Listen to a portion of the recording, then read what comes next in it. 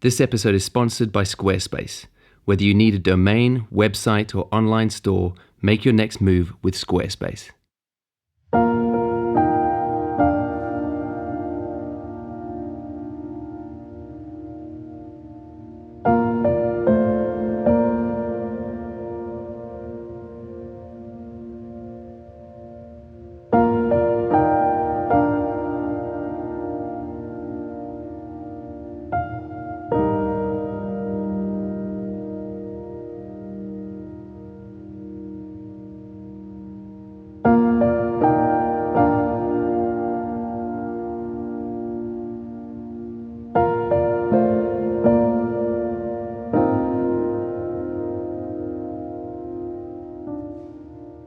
We all try new things and fail.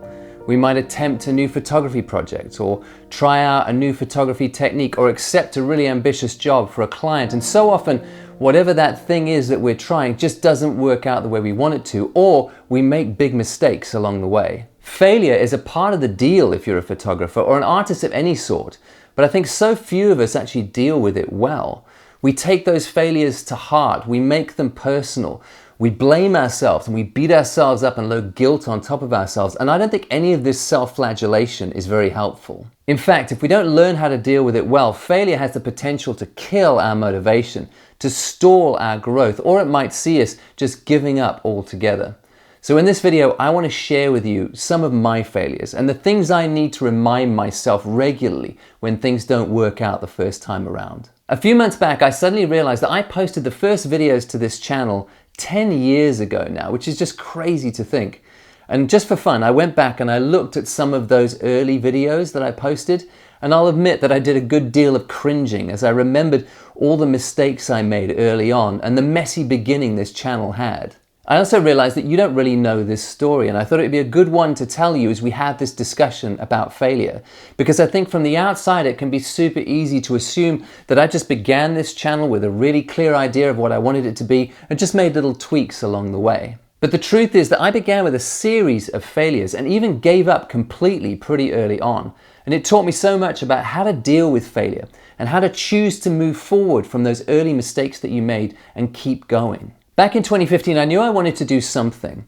My day job at the time was photographing products in a studio, and I missed the filmmaking side of what I did. In fact, I actually started in filmmaking before stills photography, and so I wanted to bring that back into what I did, and I thought maybe I should start a YouTube channel. The first videos I uploaded onto this channel were a series of videos showing you how to photograph large products in a studio, because obviously that was what I was doing for my day job, so I had all that knowledge to give.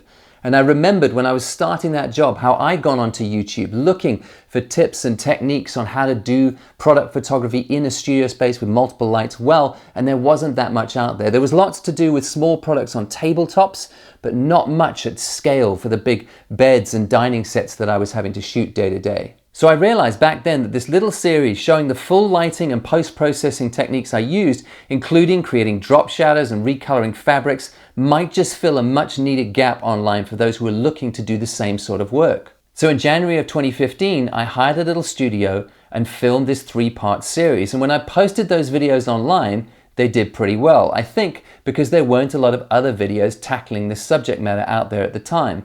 However, when I watched them back, I didn't really like them. The production value was okay for a first attempt, and I thought the info I was sharing was actually really good. It's the sort of video I wish I had access to when starting out in product photography, and it felt good to make videos which I knew would help others. But at the end of the day, they were just dry tutorials, and I realized when watching them back that I didn't want to spend my time making those sorts of videos. So I did what so many people do. I completely abandoned my channel after only 3 videos. If I'm honest, I hadn't first done the work to work out why I really wanted to start a YouTube channel, what I thought I had to offer, and what these videos should actually be. So I ended up kind of copying what everyone else on YouTube did, which was just make tutorials. That's what you're supposed to do, right?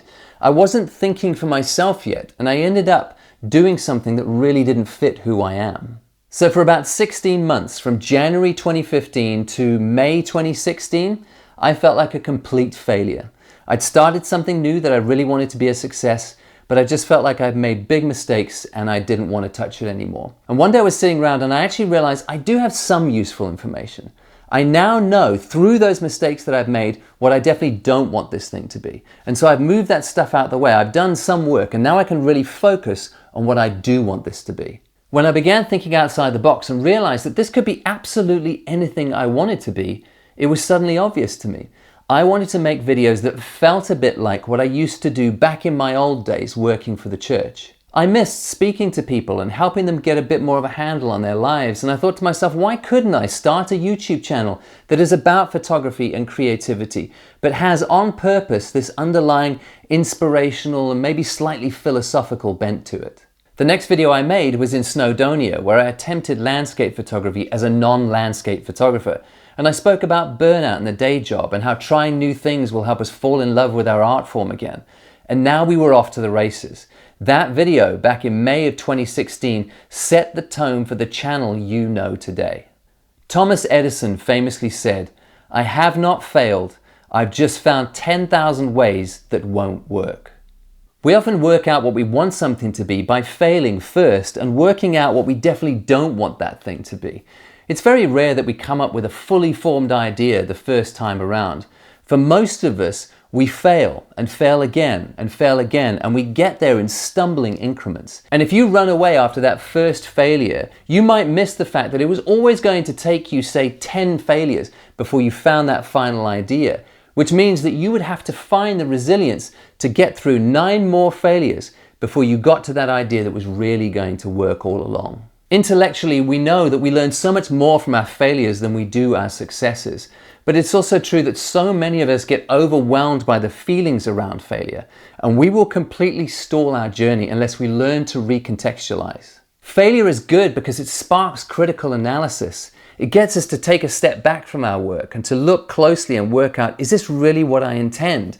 It helps us to sift out the good from the bad in what we're doing and helps us work out how we can go forward and make less mistakes. Failure makes us more resilient. It teaches us to pick ourselves up and to try again until we get to where we want to go. And along the way, it teaches us emotional intelligence about how to deal with our feelings as we journey, especially when we make mistakes, and how we can be a little bit kinder to ourselves.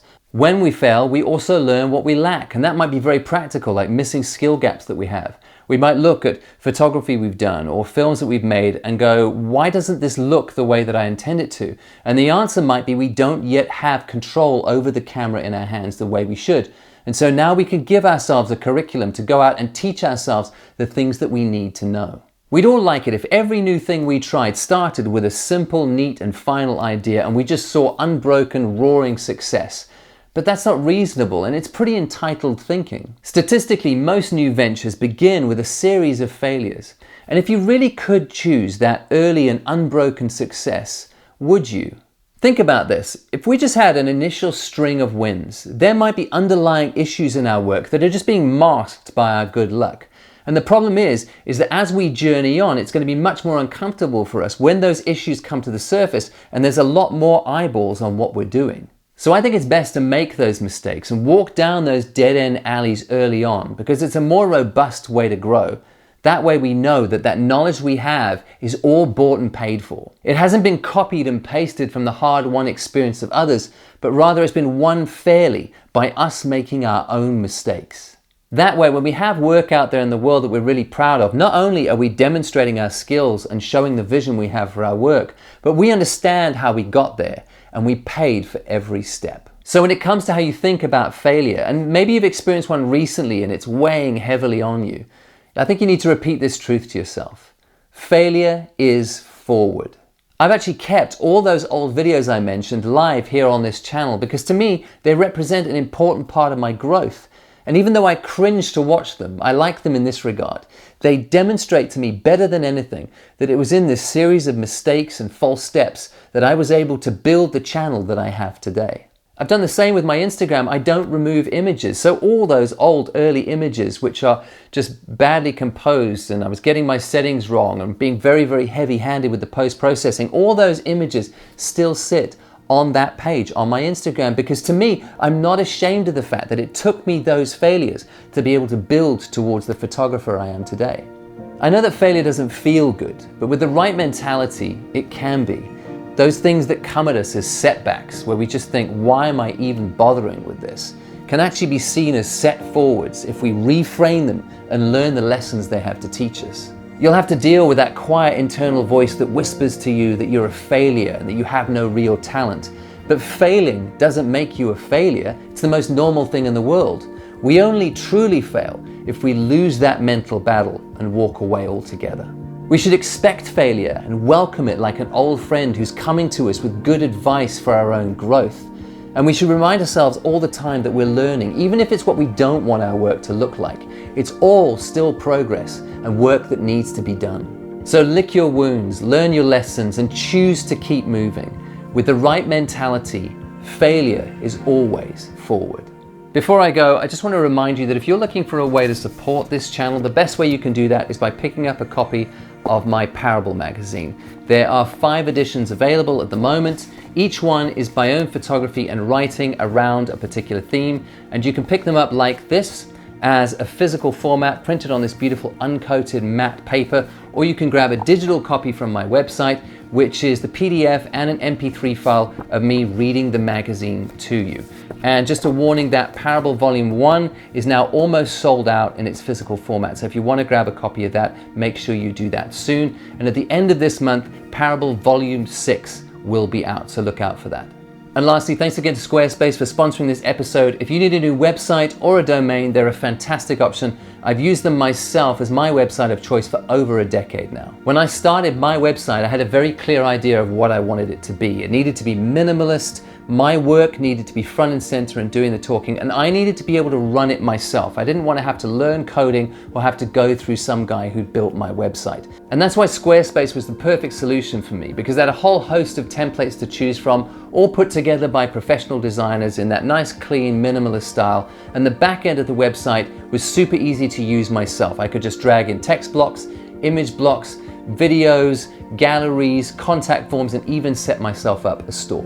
It couldn't have been simpler.